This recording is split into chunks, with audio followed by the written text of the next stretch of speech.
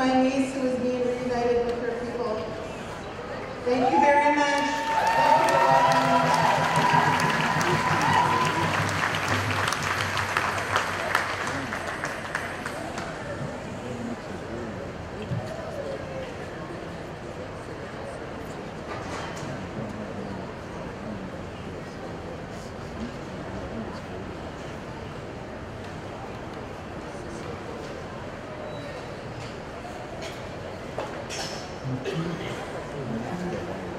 Before we leave our exit, I have an elder that wants to say something in my response from the sockeye house.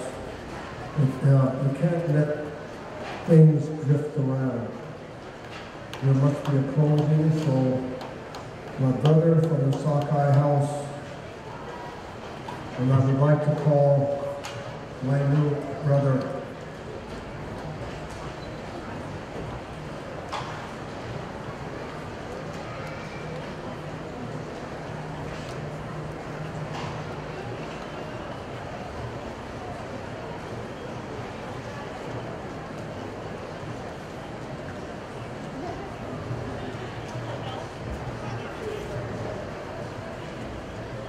Chief Frank Nelson.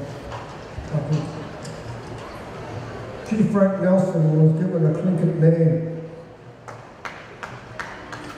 at the beginning. He is now my brother.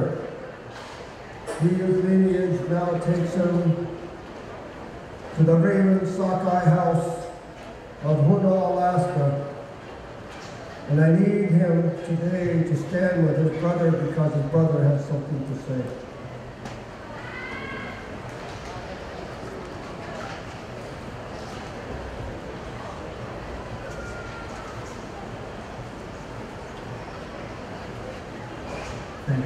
Thank you, Lord. I always honor your words. Today we decided to share my name with Chief Nelson, Frank Nelson. I was supposed to come down last year on the canoe. Primarily, that's the reason why Nahan was the speaker for the Canoe Society last year. And I too want to let publicly let you know that Nahan gave the message too. And to us, that's really respectable. Your age and your knowledge of your time is still a time for you to be more of a time to continue your trip as a pilgrim. And as your little boy, your son, I want to give you the words of encouragement and love you for what you did and what you want to be about. I want to encourage you to continue your journey. I want to say, there's no one in my book for quality. In my books, you did not make a mistake, but I was the one that was supposed to come down last year. So you did a good job in a good place. So I want to publicly acknowledge you. Thank you. You're welcome. Now from my brother, Chief Nelson. Chief Nelson has a large family. Not only from his domicile, from his boundary, his territory, but the many friends that he has in the Pacific Northwest. Last year, I was supposed to be down here with Chief Nelson in our Canoe Society. These words have been constantly told to us in Alaska. So it is only the proper thing to do that for 10 years he's been on the side of my nephew, Doug Turker, and also the Tlingit people in Alaska. We have heard about him, but we never had the opportunity to acknowledge him. So the best that we could do is to bring him into our family, to know that an appreciation that our elders, their love will also be bestowed on our brother. And the name he undertook that he today is not just the name from the sockeye house. I think the light and love and respect is from all update town houses in Southeast Alaska. And I want you to acknowledge that fact that we took your time on your land, and so we appreciate taking that time to honor Chief Nelson. And we love him, the senior people that know the tentacles that have reached our ears in Southeast Alaska. He is truly a giant among the Gupting time. So we love him. We say that publicly with respect and no malice. It's just a fact that we honor him. Thank you for giving us a few time to say a few things. Brother Tiny, you are special to us. Chief Nelson.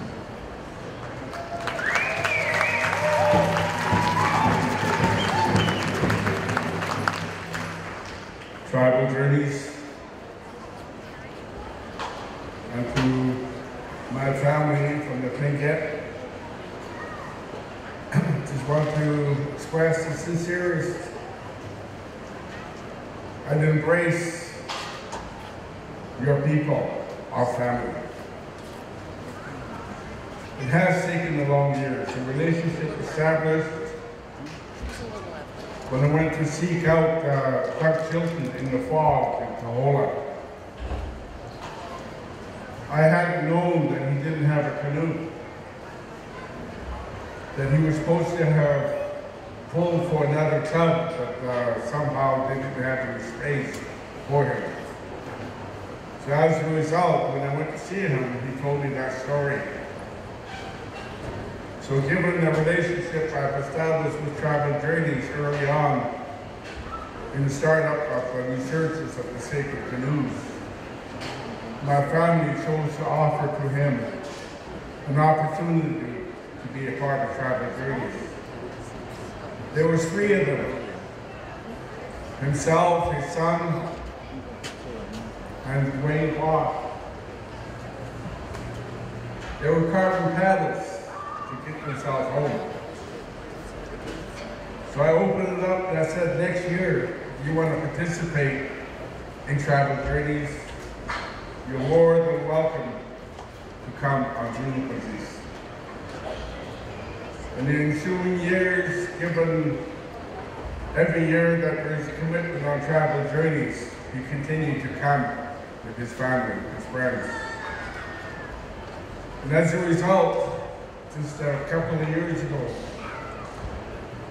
I wasn't going to be able to be on the journey through personal circumstances.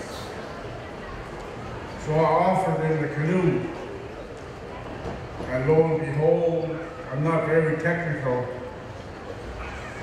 but I opened up my computer and on Facebook, there were all these Tlingits communicating with each other that they were going to be taking that Huron as a paddle. And eventually, at a time that we met in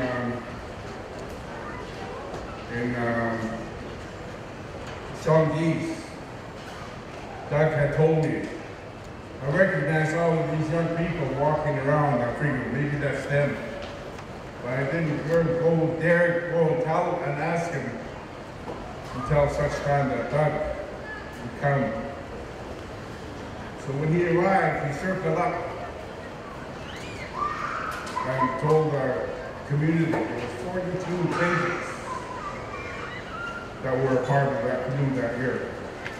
And he told me that these Tlingits represented every corner of Alaska. So the beauty of it is our family has grown to such an extent that they have come with 2 canoes this year. And hopefully next year, when they said that they were going to set out next year, I hope that they come back. We need to carry on this relationship. And for the name given, the honor bestowed on me, it's not only an honor to me, it's an honor to my family and to the Muslim Chowdhury. I just wanted to express that on behalf of my family. A lot of them are here. But I know that the next chief of my family, my little grandson, will understand that this is the day it happened in Squaxin Island. And I'm very endeared to embrace all of you. Every time the Tlingits get up, I have a yearning to get up on, so although I can't dance at this point. So all of you, all the travel journeys, I want to express to you the complete love and the complete circle that you have established throughout the years. That we can come here, open our arms and embrace all of the principles that have given to us from our Creator and our grandfathers, as my brother always says. We come here to speak on behalf of our grandfathers. We come here to speak on behalf of our ancestors. And for Squaxin Island to open up your hands to all of us, it's a testament to the strength and the courage of all of the young people that have become a part of Travel Journeys. So today, we lift our hands up to all of you. We've all had a great time here. Thank you very much. Be like us, Mark.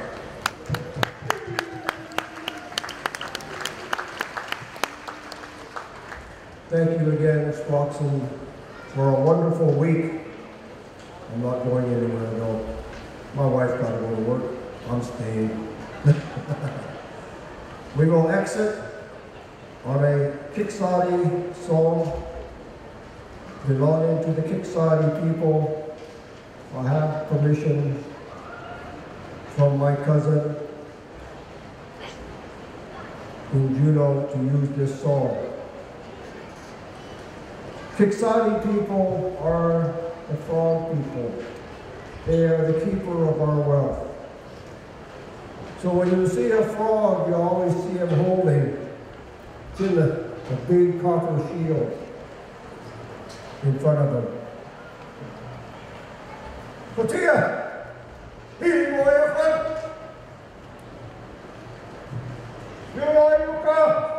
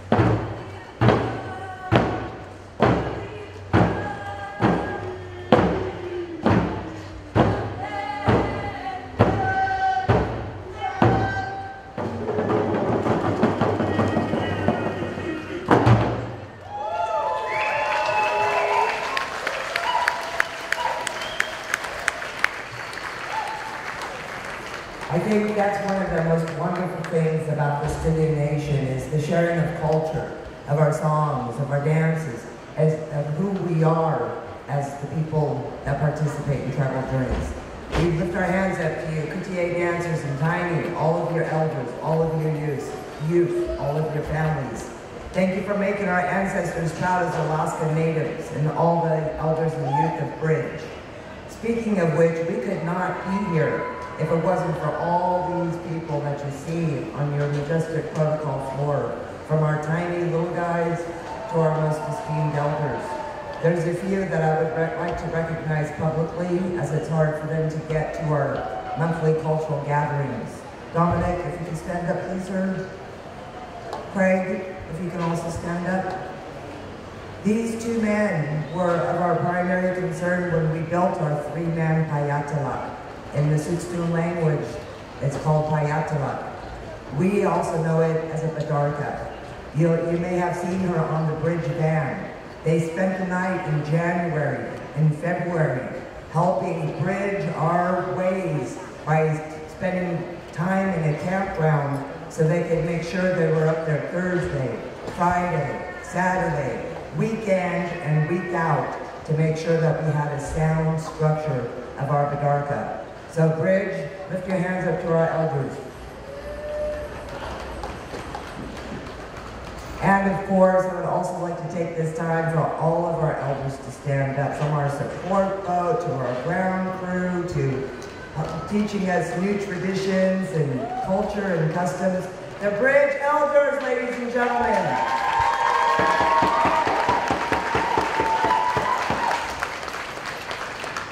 Behind us, we have a few skippers. Gray Eagle, could you raise your hand? Gray Eagle was the skipper of our Agama. Michael was an assistant skipper with him. Jared was the skipper of Payatala. Raise your hand. And you, that's also taking care of us, was the skipper of the Umiak. Hands up to you, skippers. It's really imperative that we learn from our elders because that's what we do at Bridge. Timmy Ann, raise your hand, sweetheart. Timmy Ann is 12, 13 years old? How old are you? 13 years old. This was her first journey skippering. A youth skipper to get to Squaxin Island. An amazing job. Each and every one of us is important. The sacrifices we make, the time that we spend, the money that we give to Bridge as a volunteer program, the time that we take off from work to be here with you fine folks. Each of us have made our sacrifice, and I can't think of a more noble effort. I'm going to turn the microphone over to our protocol princess, and she's learning in a good way how to close us out and how to take care of some last-minute business. And it's an honor to be here with the Squaxin Island Nation. Boyama.